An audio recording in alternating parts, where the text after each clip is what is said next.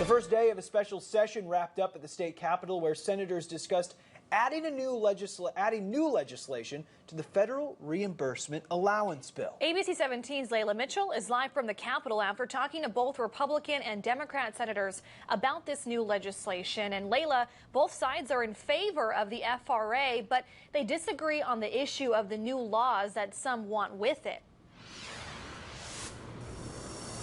Yeah, Devin Lucas, today I watched as senators in the Senate chambers argued over new legislation that would end Medicaid payments for Planned Parenthood.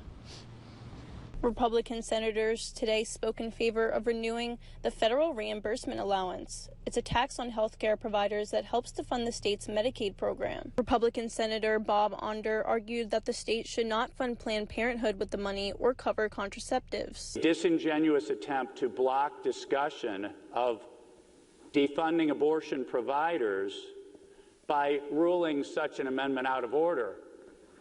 That's a problem. Republican Senator Andrew Koenig said that taxpayer money going towards abortions is not appropriate. So it is something we need to renew, but I also want to make sure that we're not funding abortions with this money.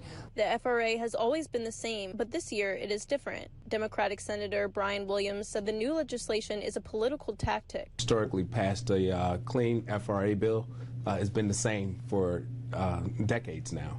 And to think that my Republican colleagues want to put Missourians' health care on the line by pandering to partisan politics is wrong. Planned Parenthood held a meeting this morning discussing the benefits of contraceptives and the harm it would do if the new legislation was passed. Rachel Sweet with Planned Parenthood said that lawmakers are making this about abortion when that is not the case. Act like this is an issue about abortion. But in reality, that's not how those things work. Plan B and IUDs and other types of contraception prevent pregnancy. They don't end it. Sweet said Planned Parenthood believes this is an issue that should not be up for debate in the state legislature.